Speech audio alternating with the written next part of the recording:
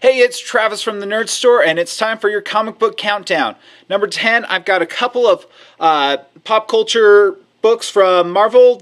We've got S.H.I.E.L.D. and Darth Vader. Darth Vader number 2 and S.H.I.E.L.D. number 3. Both of these correspond with some of their big movie, TV projects right now. Number 9, we've got The Twilight Zone. Again, TV tie-in. All the classic awesomeness from the old TV show in comic book form. Number 8, we've got Dave from IDW, or D4VE. This is about a robot in a post-human world having a midlife crisis. It's kind of a silly little thing.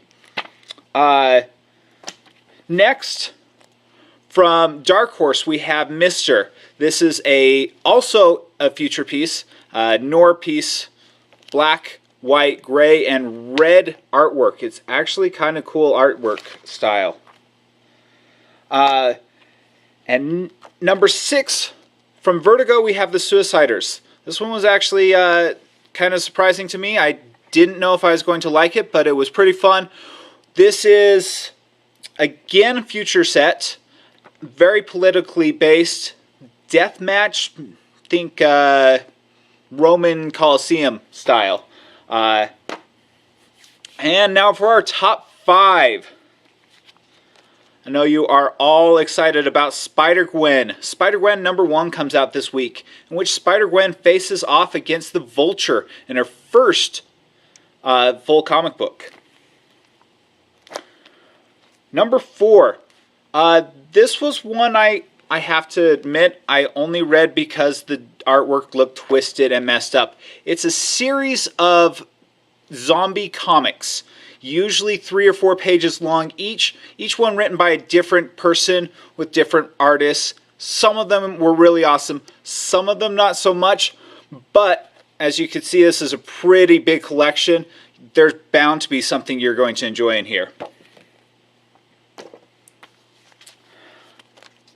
Next, from Kaboom, another kids title. I've really been liking what Boom Studios has been doing lately, both with their kids stuff and with their stuff for adults. This one is called Abigail and the Snowman, in which a little girl, Abigail, is trying to help save her Yeti from police and other undercover agents. Number 2 this week, I've got Batman number 39. This is part of the Return of the Joker series, and this artwork is really what caught my attention. This is the main cover. It's Harley month, so we've got a Harley Quinn cover. The story is rather interesting. Batman's kind of at his wit's end as he's trying to figure out how to take down the Joker and protect the city. So he turns first to the Court of Owls, who, as we know from past experience, is not always Batman's friend in any way, shape, or form. And eventually he actually has to turn to those that he would probably even consider his friend even less. I think the coolest part, though, is that as part of the Return of the Joker series, this artwork makes such a heavy allusion to Batman's, or Joker's death from back in the day. This is the Death of the Family graphic novel, which we also have on the shelf, obviously. And number 1, Wicked and the Divine.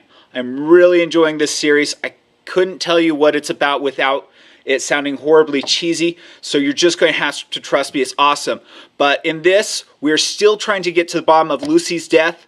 Lucy, of course, being short for Lucifer, who is dead after being resurrected as a pop star, as all of the underworld gods are pop stars in the Wicked and the Divine.